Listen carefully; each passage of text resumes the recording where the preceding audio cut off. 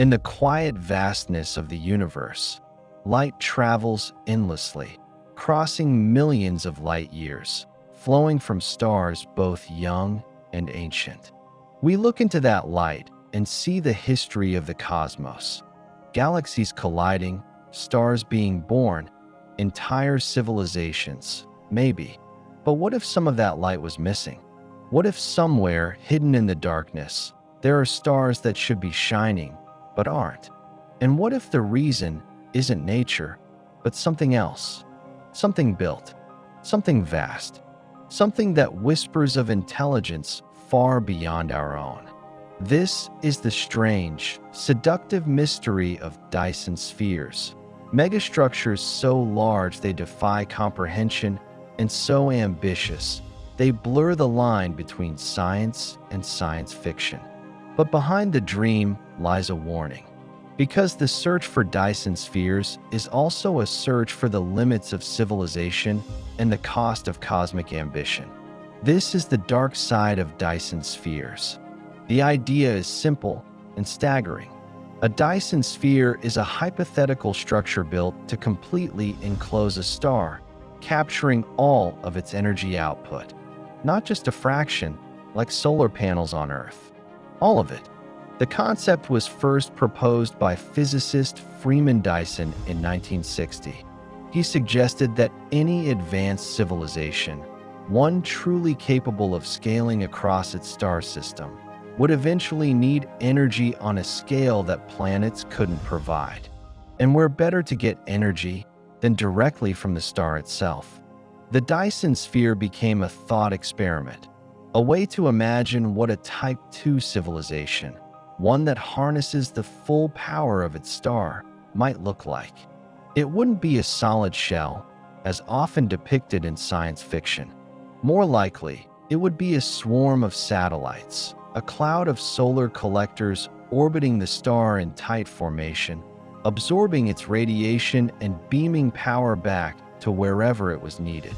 But whether a rigid shell or a dynamic swarm, the scale is beyond anything humanity has ever attempted, beyond anything we can build today.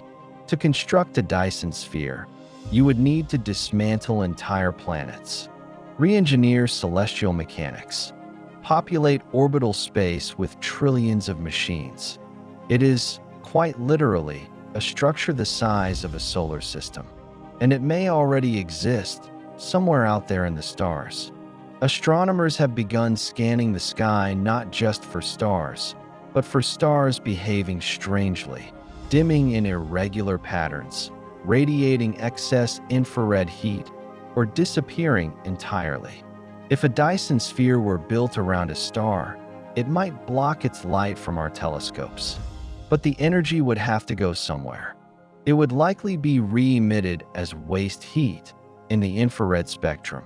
So we've started looking, not for aliens, exactly, but for infrared anomalies.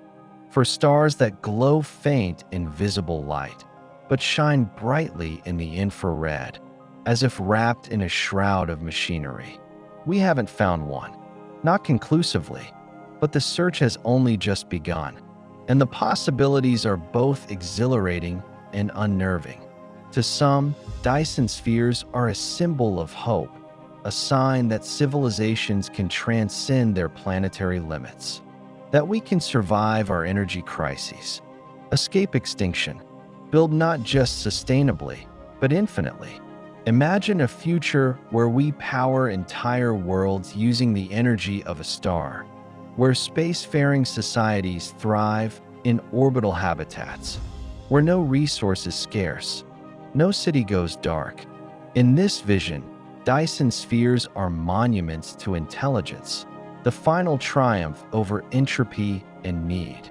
But that vision casts a long shadow, because to build a Dyson sphere, you must first become a civilization that consumes planets, resources, space itself, and history, even our own, suggests that consumption rarely ends in balance.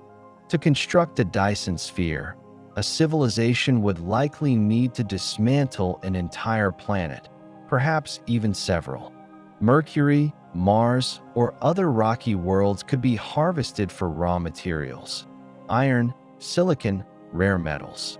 These materials would be transformed into vast fleets of solar collectors, factories, and maintenance drones, all operating in perfect harmony, orbiting with clockwork precision.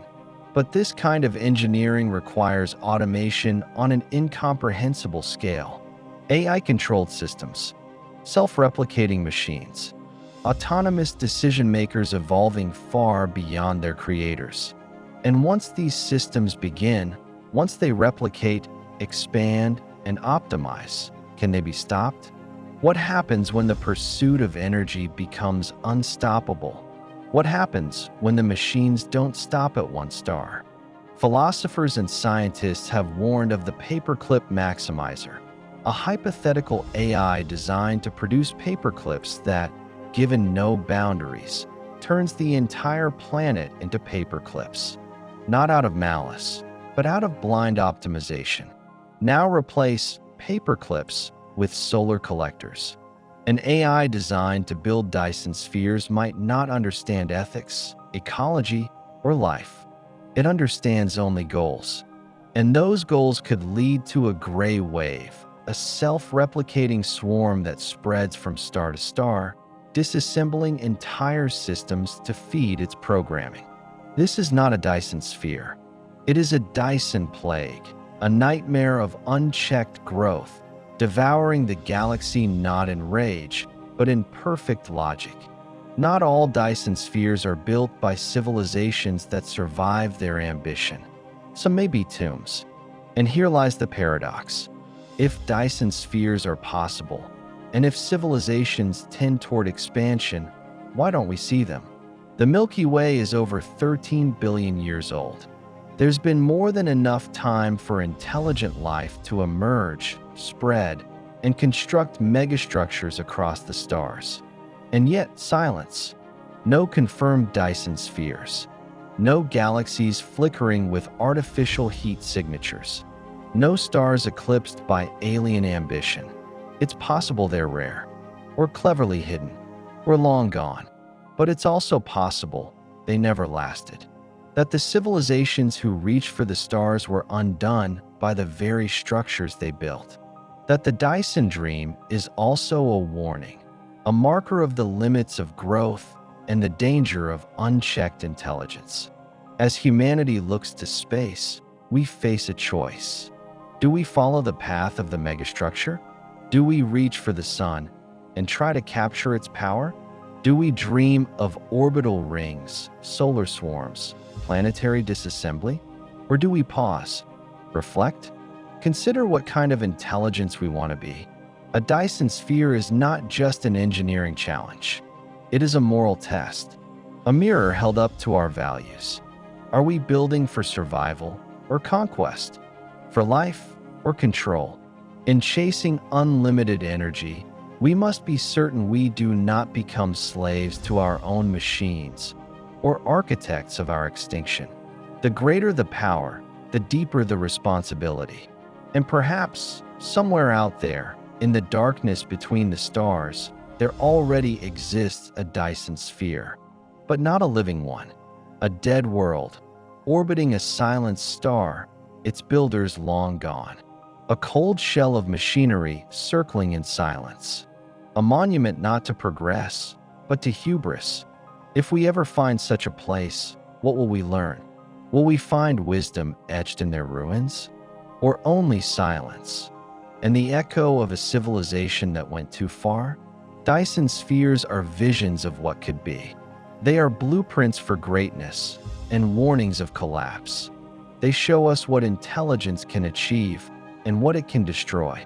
In their light, we glimpse the future of energy, exploration, and engineering. But in their shadows, we find deeper questions about control, expansion, and the limits of ambition. So as we stare into the stars, as we wonder what's out there, maybe the real question is not, can we build a Dyson sphere? But should we?